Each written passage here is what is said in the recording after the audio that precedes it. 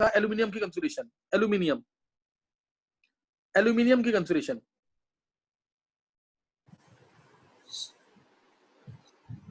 अभी बोलना नहीं, कुछ नहीं होता। एल्यूमिनियम बोला तो एल्यूमिनियम में होते हैं 13 इलेक्ट्रॉन्स। एल्यूमिनियम में कितने इलेक्ट्रॉन्स हैं? 13 इलेक्ट्रॉन्स। यानी 2 इलेक्ट्रॉन इधर आए, 2 इधर आए, 6 इधर आए और 2 इधर आए और 1 किधर आएगा पी में। इसमें कितने आएंगे? 1। इसमें आएगा 1 इलेक्ट्रॉन, बस हो गए ना 13। देखो 2 और 2 4, 4 और 6 10, 10 और 2 12 और 1 13 हो गए। तो एल्यूमिनियम की कंफिगरेशन कोई पूछेगा तुम क्या लिखोगे? 1s2 2s2 2p6 3s2 3p1, ये कंफिगरेशन आ गई इसकी। और in terms of noble gases बोला तो यहां तक नियॉन है, 2p6 तक नियॉन है, इसलिए इसको लिख दिया मैंने नियॉन। नियॉन ऐसे लिख देंगे 3s2 3p1, नियॉन 3। क्योंकि अगर मान लो मैंने तुम्हें दे दिया 110 एटॉमिक नंबर है, उसी कंफिगरेशन लिखो, तो तुम क्या इतनी बड़ी लिखोगे? वो तो बहुत बड़ी हो जाएगी ना, इसलिए in terms of noble gases लिखते हैं, इसलिए in terms of noble gases लिखते हैं। अब मैंने तुम्हें दिया वेनेडियम, सपोज ये होता 23, इसकी कंफिगरेशन लिखनी है, तो तुम्हें 23 तक भरने इलेक्ट्रॉन। तो 2 इधर आ गए, ध्यान देंगे, 2 इधर आ गए, 2 इलेक्ट्रॉन इधर आ गए, 2 इलेक्ट्रॉन इधर आ गए, 6 इलेक्ट्रॉन इधर आ गए, 2 इधर आ गए, 6 इधर आ गए, और उसके बाद 4s में 2 आ गए। कितने हो गए? 2 2 4, 4 और 6 10, 10 और 2 12, 12 और 6 18, 18 और 2 इसमें आएंगे, 18 और 2 इधर आ जाएंगे, 20, 20 और 3 इधर आएंगे, 23 होगा ना पूरा? पूरा 23 हो गया कि नहीं ये? Yes sir. तो ये इस तरह से तुम्हें आना चाहिए कि किस तरह इलेक्ट्रॉन बनने हैं। और यहां तक क्या है? यहां तक क्या है? आर्गन। तो कंफिगरेशन अगर मेरे को पूरी लिखनी है तो मैं लिखूंगा 1s2 2s2 2p6 3s2 3p6 4s2 3d3। समझ आया? अब in terms of normal gas इसको लिख दूंगा मैं आर्गन 4s2 3d3। समझ आ गया कि नहीं है? और क्रोमियम का केस सबको पता ही होगा। क्रोमियम में क्या होता है? कोई भी तुम में से 1s2 2s2 हाँ नाम बोलेंगे पहले। 1s2 सर आलेख। से सुधांशु। आलेख चुप हो जा भी तू। हाँ सुधांशु, सुधांशु तू 11th में है, 10th वाले बच्चों की बात कर रहा हूँ। अर्नव बोल। सर क्रोमियम में सर 3d 4s1 3d5 हो जाएगा। हाँ आर्गन 4s1, क्योंकि 4s का इलेक्ट्रॉन डाल देते हैं हम किसमें? 4s के 2 इलेक्ट्रॉन थे, एक उसमें डाल देंगे डी में, ताकि d4 आएगा तो हमेशा d5, d9 आएगा तो हमेशा d10। बता रखा ना ये? Yes sir. हाँ बस ये क्रोमियम आएगा आर्गन 4s1 3d5। अब मैं बता रहा हूँ तुम्हें, हिंट दे दिया मैंने तुम्हें इलेक्ट्रॉनिक कॉन्फ़िगरेशन का। अब आगे जो है मेन हमें जो पीरियोडिक प्रॉपर्टीज है, मैं ले रहा हूँ ग्रुप पहला, lithium, sodium, potassium, rubidium, caesium, francium. याद करने का तरीका मैंने बताया हुआ है, क्या है? लीना कुमार रॉबरी केस में फरार, इस तरह से बता रखा है, या लीची ना खा रब कोसेगा फिर, किसी भी तरह से याद कर सकते हैं। इसमें आ जाएगा, ध्यान देंगे, हीलियम 2s1, नियोन 3s1। आ रहा समझ के नहीं है? Argon 4s1, krypton 5s1, xenon 6s1, radon 86 होता है ये, 86 7s1। तो कोई पूछ सकता है कि फ्रेंशियम का एटॉमिक नंबर क्या है, तो तुम बोलोगे 87। जेनॉन ये क्योंकि 86 होता है, ध्यान देंगे एक बार, ये 86 है, ये 54 है, ये 36 है, ये बता रखे ना पहले भी मैंने, ये 18 है, 10 है और 2 है। तो इसका एटॉमिक नंबर कितना हो गया? 55। इसका कितना हो गया? 37। इसका कितना हो गया? 19। इसका 11, इसका 3। ये पता है तुम्हें। अब जैसे इसका क्वेश्चन एक आया हुआ है, देखते हैं कि तुम्हें से कोई आंसर कर सकता है। क्वेश्चन आया मेंस के पेपर में, आईआईटी मेंस में, रुबिडियम के लास्ट इलेक्ट्रॉन के क्वांटम नंबर्स क्या होंगे? रुबिडियम के लास्ट इलेक्ट्रॉन के क्वांटम नंबर्स क्या होंगे? तुम 10th वाले बच्चों में से कोई भी। सर p5 हो जाएगा, वो सॉरी n5 हो कौन जाएगा। बोल? हाँ n5, l सर l4 हो जाएगा। l0। अर्नव तू हमेशा गलती करता है इस चीज की। s है ना? अरे सर s है सर, सॉरी सर। n5 है तो l हमारा कोई भी होता है ना, 0 1 2 3 4, तो कौन सा आएगा? l0, क्योंकि s है ये। L0 M0 S plus minus half. समझ आ गया कि नहीं है? Yes sir. ऐसे कोई भी आता है तो इसीलिए इलेक्ट्रॉनिक कन्फिगरेशन पूरे पीरियड टेबल की आनी चाहिए तुम्हें। ये एक मैंने हिंट दे दिया है, मेन हम भी हमारा काम है इलेक्ट्रॉनिक कन्फिगरेशन को पढ़ना। तो ये मैंने बताया ग्रुप 1 का इलेक्ट्रॉनिक कन्फिगरेशन। ऐसे ही ग्रुप 2 अगर आएगा, ग्रुप 2 क्या है? बेरिलियम, मैग्नीशियम, ये सबने याद किया हो ना, कैल्शियम, स्ट्रोंशियम, बेरियम, रेडियम। तो इसमें क्या आ जाएगी कन्फिगरेशन? बस सिर्फ तुम्हें क्या करना है, हीलियम 2s2 आ जाएगा ना, neon 3s2, argon 4s2, 3d 4s2, argon क्या आएगा 4s2, स्ट्रोंशियम ये क्या होगा, krypton 5s2, xenon 6s2, radon 7s2। अगर मैं तुमसे इधर पूछूं स्ट्रोंशियम का एटॉमिक नंबर क्या है, कोई बता सकता है स्ट्रोंशियम का एटॉमिक नंबर? सर अर्नब 38। 38, 36 था ही ये, तो 2 ऐड कर देंगे 38। समझ आया कि नहीं है? तो इन दोनों को अब तुम्हें समझ आ गया, इन दोनों ग्रुप्स को एस ब्लॉक एलिमेंट्स क्यों कहते हैं?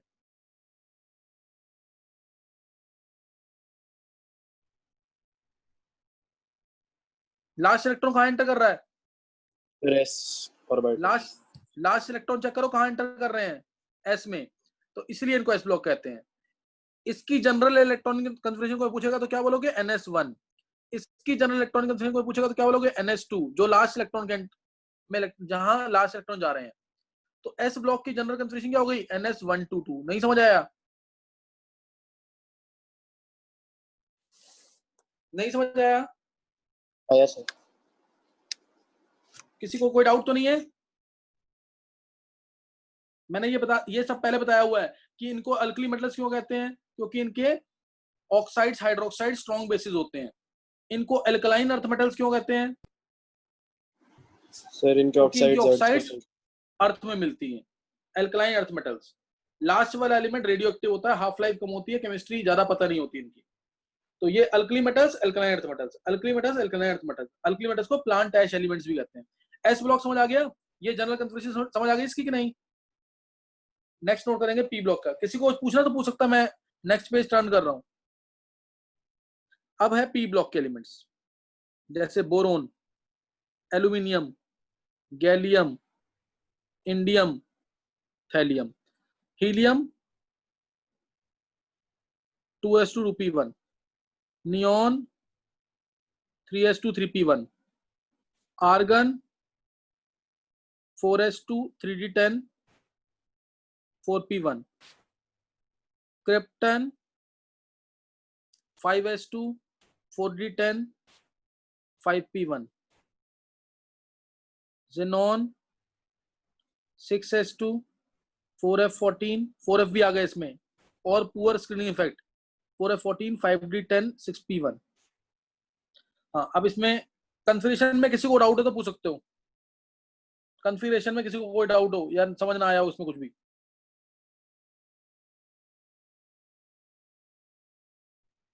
अब गैलियम से डी ऑर्बिटल्स की एंट्री हो गई, डी ऑर्बिटल्स की एंट्री, इसमें एफ और डी दोनों आ गए, एफ और डी दोनों आ गए। तो जो लास्ट का इलेक्ट्रॉन है, जो लास्ट का, जब एफ और डी दोनों आ गए, एफ के इलेक्ट्रॉन तो ऐसे होंगे, डी के इलेक्ट्रॉन भी इस तरीके से ही होंगे।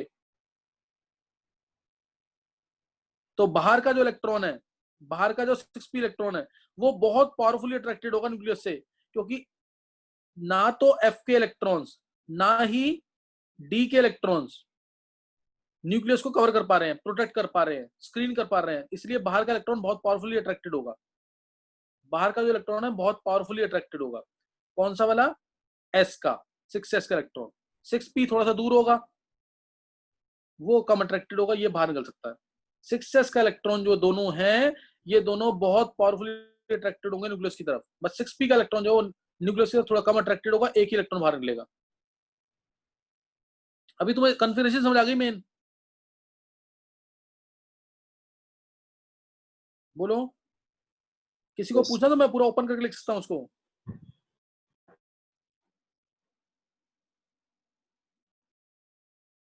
बोलो, किसी को पूछना कुछ तो।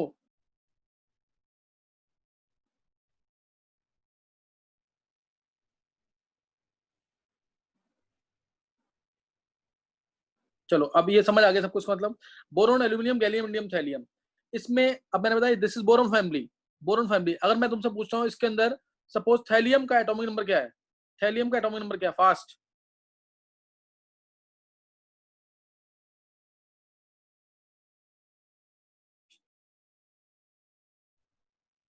एक में गलत, एक रह गया। 81। हाँ 81, 6p1 है ना, तो 81 आ जाएगा। किसने बोला ये? निशी।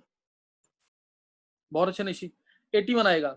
54 तो है ही है, 54 प्लस 16 70 प्लस 10 80 प्लस 1 81, तो 81 आ जाएगा इसका एटॉमिक नंबर। अच्छा, इसमें अगर किसी को ध्यान हो, पीछे क्लासेस अगर अटेंड किए तो इस ग्रुप के मैजिक नंबर्स क्या होंगे?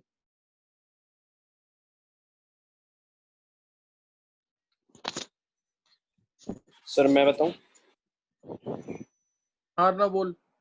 सर 5, 13, 31 सर, उसके बाद इसमें सर 49 और फिर 32, 81। 5 तूने क्या बोला, 5 है मैजिक नंबर इसका? नहीं सर, मतलब 8, 18 हाँ सर, 8, 18 फिर हाँ हाँ, ये बोल, ये बोल। 8 का डिफरेंस है इन दोनों में, 8। सर फिर 18 का 18 डिफरेंस है तो 18, फिर 18 का है तो 18, फिर 32 का है तो 32। ये मैजिक नंबर्स हैं इसके। बहुत अच्छा अर्नब, ये मैजिक नंबर्स हैं। Difference of atomic numbers between two successive elements in A group, इसे बोलते हैं मैजिक नंबर। ये मैजिक नंबर है इसके अंदर 8। मतलब अगर तुम्हें ये पता है तो तुम अगले एलिमेंट का एटॉमिक नंबर बता सकते हो, इसलिए इसको मैजिक नंबर बोलते हैं। अगर तुम्हें ये पता है इसके बाद 32 ऐड करके इसका एटॉमिक नंबर आ जाएगा 81, ये बता सकते हो। तो ये बोरोन फैमिली है, ये है बोरोन फैमिली। एक चीज मैं और बता रहा हूँ उसके अंदर, अगर समझ आता है तो ध्यान देंगे। इधर स्टेट अगर है +3, तीनों इलेक्ट्रॉन बाहर निकलेंगे, तीनों इलेक्ट्रॉन बाहर निकलेंगे इसमें, तो इधर स्टेट होगी +3, इधर +3 +1 दोनों आ गई। किसी को समझ आया ये? इधर +3 +1 दोनों आ गई, लास्ट वाले में +3 +1 दोनों है। इधर स्टेबल +3 है, इधर +3 है, इधर +1 है। लास्ट केस में आ गया इफेक्ट। किसी को भी समझ आया क्लास में? ऐसा क्यों हुआ होगा ये तो तुम्हें दिख रहा होगा कि डी ऑर्बिटल्स की एंट्री हुई है। किसकी एंट्री हुई है? डी ऑर्बिटल्स की।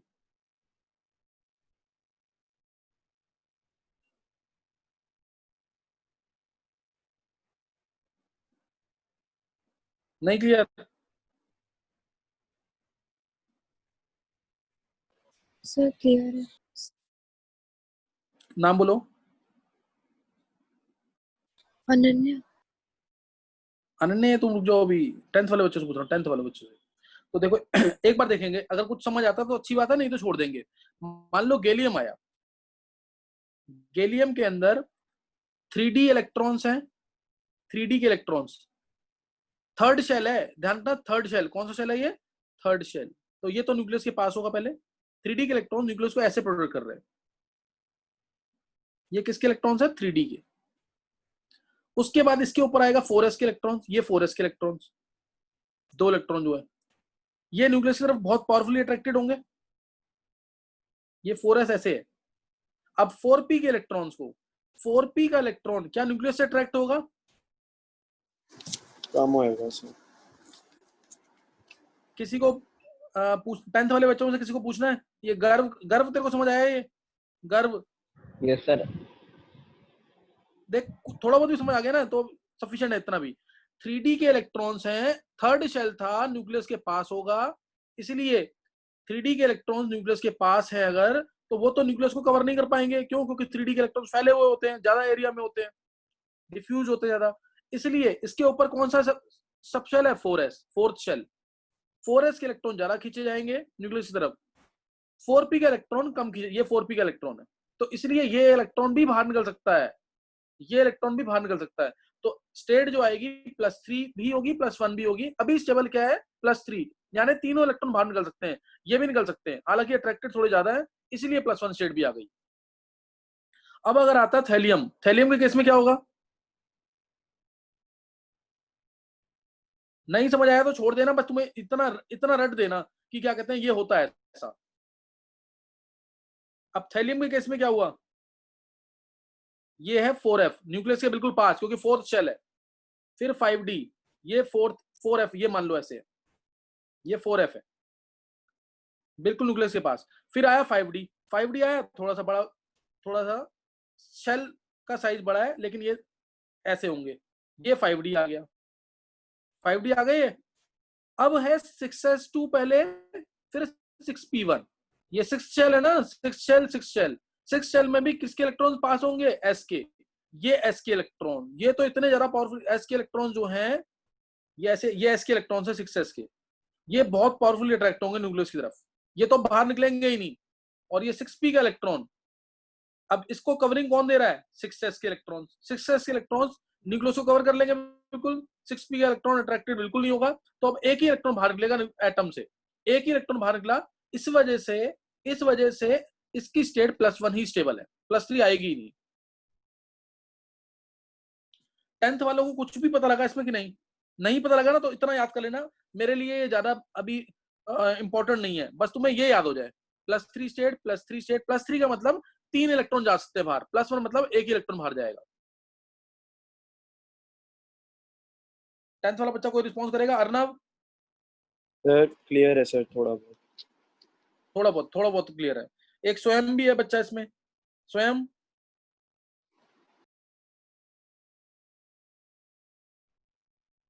चलो, गर्व? Yes sir. चल, थोड़ा बहुत पता लगा कि नहीं? यस सर, पता। चलो इतना सफिशिएंट है। अब ये मैंने मेन हमें करना है इलेक्ट्रॉनिक कन्फिग्रेशन। बोरोन बता दिया मैंने, नेक्स्ट ले रहा हूं मैं carbon family, carbon, silicon, germanium, tin, lead. Helium 2s2 2p2, neon 3s2 3p2, argon 4s2 3d10 4p2, krypton 5s2 4d10 5p2, xenon 6s2 4f14 5d10 6p2, ये आ जाएगा। अब कन्फिग्रेशन सबको समझ आ गई है? टिन का क्या एटॉमिक नंबर है? टिन का बताएंगे क्या एटॉमिक नंबर है? 50। बहुत अच्छे, टिन का देखते ही पता लग जाना चाहिए 50 एटॉमिक नंबर है, क्योंकि 36 तो ये है ही, +12 +2 यानी +14 डायरेक्ट, तो 50 आ गया। अच्छा, इधर स्टेट होगी +4, ये भी समझ आ जाना चाहिए, +4 +4, इधर +4 +2 दोनों आ गई, स्टेबल +4 है, इधर +4 +2 दोनों आ गई, स्टेबल +4 है। लास्ट वाले में +4 +2 दोनों आ गई, लेकिन स्टेबल क्या है, +2। सिर्फ 6p के इलेक्ट्रॉन बाहर निकलेंगे, 6s के इलेक्ट्रॉन नहीं निकल पाएंगे बाहर। ये समझ आ गया? जैसे पहले लिखा था वैसे ही अब लिखा है मैंने। किसी को समझ आया है? Yes sir. Carbon, silicon, germanium, tin, lead, carbon, silicon, germanium, tin, lead, carbon, silicon, germanium, tin, lead, ये कितना आ गया? ये याद करने का तरीका मैंने बता रखा है कि college senior get some problem, पीछे वाले में था boys and girls in theatre, या बाबा आदम गए इंडोनेशिया थाईलैंड, बोरोन वाली फैमिली। अच्छा, ये हो गया पूरा, और स्टेट बता दी मैंने, स्टेट ज्यादा इंपॉर्टेंट है इसके अंदर। और अब ऐसे ही आगे नाइट्रोजन फैमिली अगर आएगी, नाइट्रोजन फैमिली आएगी आगे, नाइट्रोजन, फास्फोरस, ये 10 बार 20 बार लिखना, मन में बोलना, तो जाके जल्दी याद हो जाएगा। ये आ गया nitrogen, phosphorus, arsenic, antimony, bismuth, helium 2s2 2p3,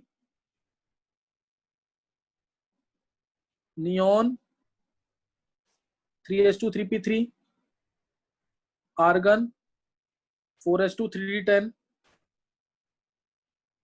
4p3, krypton 5s2 4d10 5p3, xenon 6s2 4f14 5d10 6p3। अगर पॉजिटिव स्टेट्स की बात करें तो नीचे जाकर +5 कम स्टेबल हो जाएगी +3 से, पॉजिटिव स्टेट्स की अगर बात करते हैं। अदरवाइज नाइट्रोजन -3 शो करता है। मेनली स्टेट जा सकती है इसकी -3 से लेके +5 तक, क्योंकि ये होता 2-5, मैंने बताया वो उस दिन पहले ही तुम्हें, -3 से लेके +5 तक। चलो, ऐसे ही तुम आगे कन्फिग्रेशन पढ़ लोगे कि नहीं? ये पी ब्लॉक की कन्फिग्रेशन कर लोगे सारी कि नहीं? यस। ये हो जानी चाहिए सारी कन्फिग्रेशन ना। पी ब्लॉक की तो एटलीस्ट आनी चाहिए। अगर मैं बात करूं ऑक्सीजन की, सल्फर की, सेलेनियम की, टेलुरियम की, पोलोनियम की, तो इसमें क्या आ जाएगा क्लास में? 2p4, 3p4 सेम चलेगा बिल्कुल, 3p4, 4p4, 5p4, 6p4, पीछे वाला सेम लिख लेना। फिर फ्लोरीन वाले की बात करूं, एस्टेटाइन, तो इसमें आएगा 2p5, 3p5, 4p5, 5p5, 6p5। अगर मैं बात करूं, ये आ गया फ्लोरीन हेलोजेंस। फिर अगर मैं बात करूं हीलियम वाला group, helium, neon, argon, krypton, xenon, radon. Neon, neon की लिखनी है अगर तो लिखना पहले हीलियम लिखना 2s2 2p6। आर्गन लिखना है तो पहले क्या लिख देंगे? नियोन। तो इसमें आएगा 3p6, 4p6, 5p6, 6p6। तो ये मैंने बता दिया एस और पी ब्लॉक की कंफिग्रेशन। पी ब्लॉक की जनरल कंफिग्रेशन क्या होगी? NH2 NP126, NH2 NP126, ये जनरल कंफिग्रेशन है। और एस और पी ब्लॉक को कंबाइंडली कहते हैं हम रिप्रेजेंटेटिव एलिमेंट्स, या नॉर्मल एलिमेंट्स, या मेन ग्रुप एलिमेंट्स।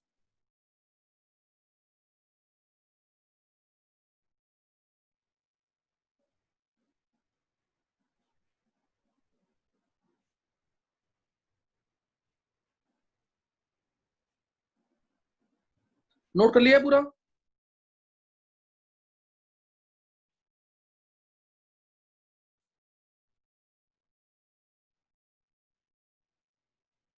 नोट कर लिया पूरा? कर लिया सर। चलो, तो ये तुम्हें याद रहना चाहिए सबको, इलेक्ट्रॉनिक कंफिग्रेशन। नेक्स्ट अब मैं तुम्हें बता रहा हूं आगे, आगे ध्यान देंगे टाइप्स ऑफ रेडियाई।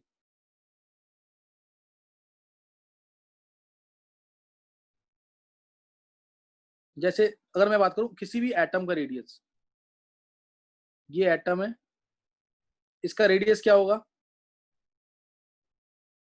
जहां तक इस न्यूक्लियस की पावर है इलेक्ट्रॉन को खींचने की, एटम की कभी शार्प बाउंड्री नहीं हो रही, मैं यहाँ शार्प बाउंड्री दिखा रहा हूँ। This is atomic radius, distance from centre of the nucleus to the valence shell containing electrons. जैसे रेडियस होता है वही रेडियस है, सर्कल का रेडियस होता है सेम वही चीज है, बस यहाँ पे शार्प बाउंड्री होती नहीं है, हम दिखा रहे हैं ऐसे, सही ना? इसको निकालने में डिफिकल्टी आती है, क्यों? क्योंकि एटम को रेडियस निकालने के लिए एक तो इसकी शार्प बाउंड्री नहीं है, शार्प बाउंड्री ऐसे नहीं है, बाउंड्री इलेक्ट्रॉन्स है ना, तो ये ऐसे जाएंगे, इधर इलेक्ट्रॉन, इधर इलेक्ट्रॉन, इधर इलेक्ट्रॉन, ऐसे करके, तो शार्प बाउंड्री नहीं आती पूरी एग्जैक्टली, तो हल्का सा ऊपर नीचे होता है।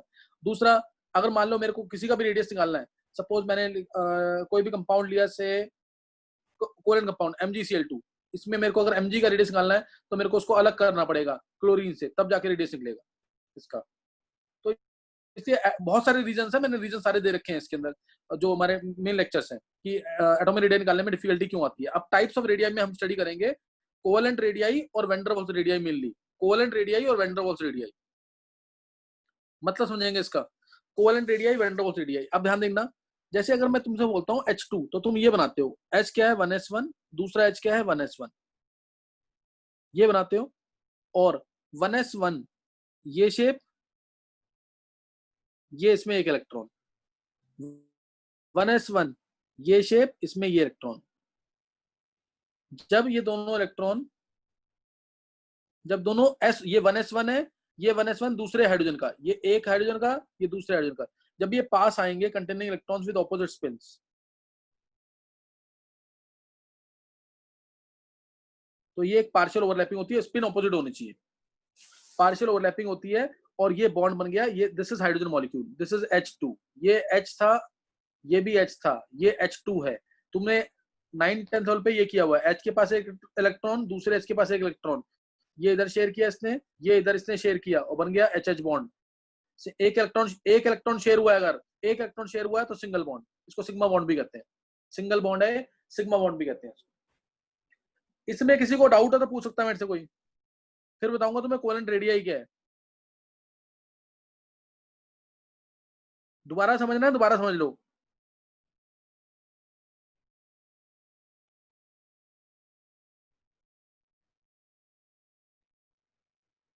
किसी को पूछना है कुछ? गर्व? Nishi yes sir. पूछना दोबारा। No sir. चलो ये समझ आ गई बात ना। 1s1 कंबाइन करेंगे तो ये H2 बन जाएगा, सिग्मा बॉन्ड बन गया, H2 बन जाएगा, सिग्मा बॉन्ड बन गया। अब ध्यान देना इसमें कोवेलेंट रेडियाई क्या है। कोवेलेंट बॉन्ड ये तुम्हें पता है, ये तो तुमने सबने पढ़ा होगा ना, H और H के बीच में बना है कोवेलेंट बॉन्ड। इसका जो आधा होगा ना, इसका जो हाफ होगा, यानी इसके सेंटर से इसके न्यूक्लियस का जो डिस्टेंस होगा, ये होगा कोवेलेंट रेडियाई। यहाँ पे कैसे शो करेंगे, इसके सेंटर से इसके सेंटर का डिस्टेंस इसका आधा, this is called as covalent radii. ये बात समझ आ गई कि नहीं। Covalent yes radii sir. छोटा होगा, हाँ छोटा होगा क्योंकि एक पार्शियल ओवरलैपिंग हो गई है। 10th वाले बच्चों को बात समझ आ गई कि नहीं है। कोवेलेंट Clear रेडियस है। क्या होता है, ये एटॉमिक रेडियस है, ये एटॉमिक रेडियस है, और यहाँ पे क्या लिखा है मैंने, कोवेलेंट रेडियस। नहीं समझ आया।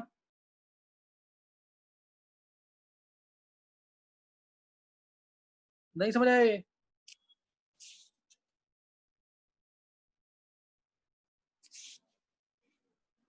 किसी को पूछना है कुछ।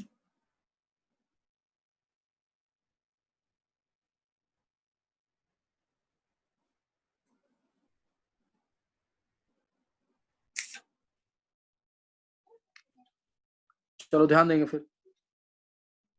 मान लो ये वाला डिस्टेंस, ये एक्चुअल बना है ऐसे पार्शियल ओवरलैपिंग के बाद। ये अगर इसके सेंटर से इसके सेंटर का डिस्टेंस, ये डिस्टेंस अगर d है, ये डिस्टेंस अगर d है, तो कोवेलेंट रेडियस क्या होगा, D by 2. Atom, by 2। हाँ d/2। हाँ यहाँ पे r, किसने बोला आंसर, निशी. हाँ निशी बहुत अच्छे। ये r, ये भी r, ये r एक H एटम, ये RH दूसरे एटम, तो ये RH प्लस RH हो गया ना एक तरह से। हल्का सा कम भी होता है, वो अभी ध्यान नहीं देना उस बात पे, बहुत हल्का सा कम होता है क्योंकि पार्शियल ओवरलैपिंग भी हुई है ना। तो r आ जाएगा यहाँ से d/2, r आ जाएगा यहाँ पे d/2। दोनों अलग अलग एटम भी होते हैं, जैसे मैंने कोई भी अलग अलग एटम भी आते हैं, ऐसा नहीं जरूरी हमेशा सेम एटम हो, जरूरी नहीं सेम एटम हो, अलग अलग। जैसे एक एटम अभी हाइड्रोजन था और एक दूसरा भी हाइड्रोजन था, मान लिया मैंने ए बी है, तो उस केस में भी सेम ऐसे ही बनेगा कुछ, अगर दोनों स्फेरिकल शेप है तो। अभी तो मैंने HH लिया यानी AA लिया, HCl ले लिया तो AB हो जाएगा। तो ये इसका ध्यान रखना है। कोवेलेंट रेडियस समझ आ गया।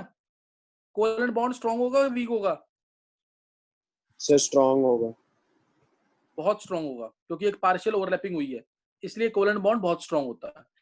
अब नेक्स्ट मैं लिख रहा हूँ, अब नेक्स्ट मैं बता रहा हूँ तुम्हें van der Waals radii. Covalent तुम्हें समझ आ गया, ये बस बॉन्ड बना, ये बॉन्ड बना, इसके न्यूक्लियस से इसके न्यूक्लियस का जो डिस्टेंस है उसका आधा, ये अगर d, तो कोवेलेंट रेडियाई होगा d/2,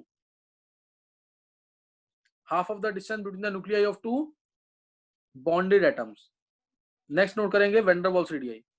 van der Waals radii यानी तुम्हारे पास एक H2 का मॉलिक्यूल ये है, दूसरा H2 का मॉलिक्यूल बहुत दूर होगा क्योंकि गैस है, फोर्सेस बहुत वीक होंगे, इंटरमॉलिक्यूलर फोर्सेस बहुत वीक होंगे। अब इसके न्यूक्लियस के सेंटर से इसके न्यूक्लियस के सेंटर से इसका जो डिस्टेंस है उसका आधा, ये होगा van der Waals radii. Van der Waals radii कुछ पता लगा कि नहीं। Yes sir. यही बातें ना मैं यूज करता हूँ 11th वाले लेक्चर में, तो समझ नहीं आती, इसलिए मैं बस बेसिक्स क्लियर कर रहा हूँ। डिटेल में पढ़ना है तो लेक्चर सुनेंगे पीरियोडिक वाले। अब देखो van der Waals radii, sir एक बार दोबारा वैन से डर वाल्स बता दो। रेडियाई क्या है, वही बता रहा हूँ, दोबारा बता रहा हूँ मैं। वैन डर वाल्स रेडियाई ये एक H2 का मॉलिक्यूल,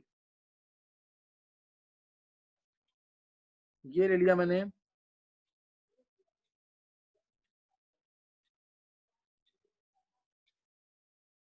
दूसरा H2 का मॉलिक्यूल। अब जो दो एडजेसेंट एटम्स हैं नेबरिंग मॉलिक्यूल्स के, ये एक H2 का मॉलिक्यूल, ये दूसरा H2 का मॉलिक्यूल, दो एडजेसेंट एटम नेबरिंग मॉलिक्यूल्स के कौन से हैं, ये वाला एटम, ये वाला एटम, इसके सेंटर से सेंटर का डिस्टेंस,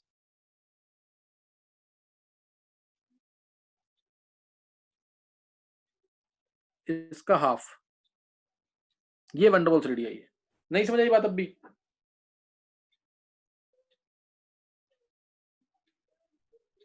गर्व सर आ गई समझ। समझ आ गया? और कोई, किसी को कोई दिक्कत हो?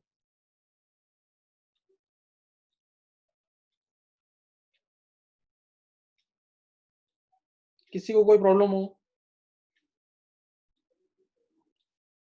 चलो अब ऐसे ये क्या होगा, ये क्या होगा बताना।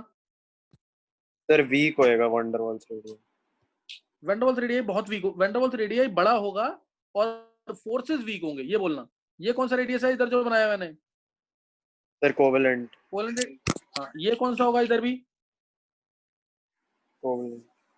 Sir covalent. ये समझ आ गया कि नहीं? अभी covalent, van der Waals radii हमेशा बड़ा होगा कोवेलेंट रेडियाई से, इसमें किसी को डाउट तो नहीं है? Van der Waals radii it is always larger, क्योंकि इसमें कोवेलेंट रेडियाई के फॉर्मेशन में एक पार्ट इलेक्ट्रॉन क्लाउड का क्या हो रहा था, कॉमन हो रहा था, ऐसे हो रहा था ना, कॉमन पार्ट आ रहा था। और इसमें कोई पार्ट कॉमन नहीं आया, दो एडजेसेंट एटम्स हैं नेबरिंग मॉलिक्यूल्स के। Van der Waals radii larger than covalent radii, और वैन डर वाल्स फोर्सेस जो होंगे वो वीक होंगे कोवेलेंट फोर्सेस, कोवेलेंट बॉन्ड से। Van der Waals forces weak होंगे कोवेलेंट बॉन्ड से, ये बात ध्यान रखना। और जितना बड़ा, तुम्हें वैन डर वाल्स रेडियाई में समझा दिया क्या होता है। अब जितना, जैसे अगर मैं बात करूं, ध्यान देना, F2 Cl2 Br2 I2। अब F2 है, जैसे इसके मॉलिक्यूल्स क्या है, एक ये है, तो ये F2 का एक मॉलिक्यूल है, ये F2 का दूसरा मॉलिक्यूल है। फोर्सेस क्या हो गए, बहुत वीक। ये फोर्सेस क्या है, ये बहुत वीक फोर्सेस है, इसलिए F2 गैस। अब Cl2 थोड़ा बड़ा हो गया, तो क्या हो गया, अब ये एक Cl2 का मॉलिक्यूल है, ये दूसरा, तो ये भी है तो गैस ही, फोर्सेस क्योंकि वीक है, लेकिन इसके फोर्सेस थोड़े ज्यादा स्ट्रॉन्ग होंगे इससे, F2 से। अब Br2 आया, इसमें फोर्सेस और स्ट्रॉन्ग हो गए, लिक्विड बन ये गया। एक Br2 का मॉलिक्यूल, ये दूसरा Br2, फोर्सेस और स्ट्रॉन्ग हो गए, इसलिए Br2 लिक्विड होता है रूम टेम्परेचर पे। कौन से फोर्सेस हैं ये, वैन डर वाल्स फोर्सेस। अब I2 आया, I2 तो सॉलिड होता है, इसमें फोर्सेस क्या हो गए, और स्ट्रॉन्ग हो गए, टच हो गया, ये I2 एक, ये I2 एक। समझ आया कि नहीं? है तो नीचे आने पर साइज बढ़ रहा है, साइज बढ़ रहा है कि नहीं? नीचे आने पर साइज बढ़ेगा, ये लाइन याद रखना, ये मैं बहुत जगह यूज करूंगा। साइज बढ़ेगा तो सरफेस एरिया बढ़ जाएगा मॉलिक्यूल का, सरफेस एरिया बढ़ जाएगा मॉलिक्यूल का, तो वैन डर वाल्स फोर्सेस बढ़ जाएंगे मॉलिक्यूल्स के, इसीलिए फिजिकल स्टेट भी चेंज हो सकती है, या मेल्टिंग पॉइंट या बॉइलिंग पॉइंट ये भी बढ़ सकता है।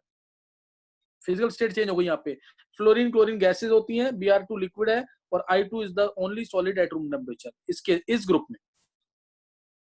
देखो किसी को पूछना है तो कुछ, ये लाइन में बहुत जगह यूज करूंगा, ध्यान रखना। आगे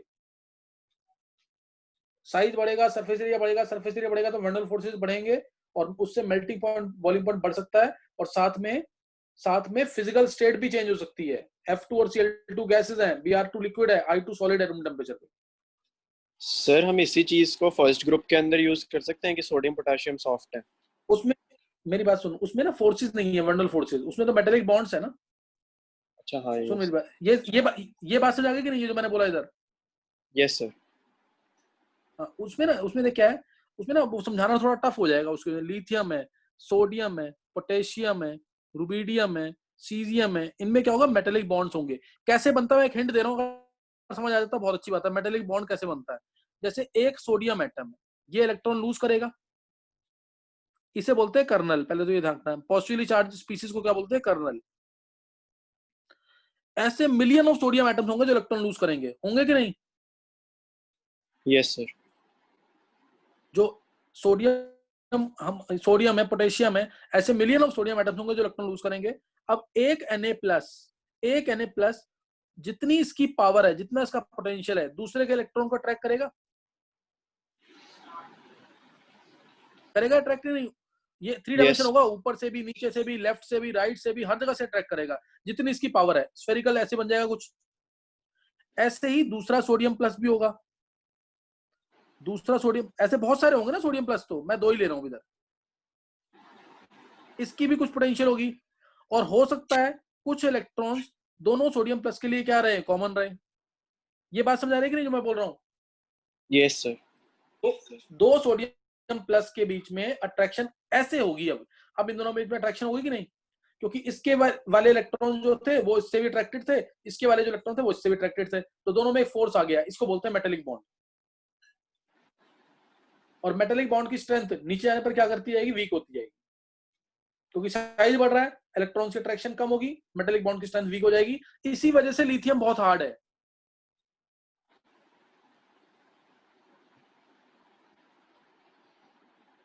नहीं समझ रही बात? ये मैं बहुत लो लेवल पे मैं बहुत लो लेवल करके समझा रहा हूँ। 10th क्लास में सबने एक लाइन सुनी होगी, sodium and potassium are so soft that can be cut even with a knife. सुन रखा है कि नहीं है? Yes sir. क्योंकि इनके अंदर मेटेलिक बॉन्ड्स क्या है? वीक है। क्यों वीक है? क्योंकि अल्कली मेटल्स का साइज बहुत बड़ा होता है, लेफ्ट टू राइट जाते हैं तो साइज क्या करता है? डिक्रीज करता है। साइज क्या करता है? डिक्रीज करता है। अल्कली मेटल्स का साइज बड़ा है तो इनके मेटेलिक बॉन्ड बहुत वीक होते हैं, इसलिए हम उनको नाइफ से कट कर सकते हैं। समझ बात नहीं है? तो ये मेटेलिक बॉन्ड्स की बात बता दी मैंने यहाँ पे। तो सर अभी रीजॉइन करना है। अच्छा अभी क्लास रीजॉइन, हाँ थोड़ी देर के लिए कर लेना। सर वो कॉल कब का करने से आपका फोन स्विच ऑफ आ रहा था?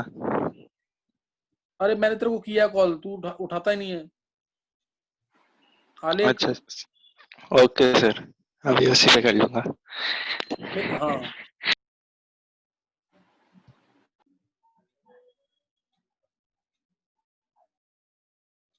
चलो गर्व भेजियो भी, क्लास स्टार्ट करनी है दोबारा।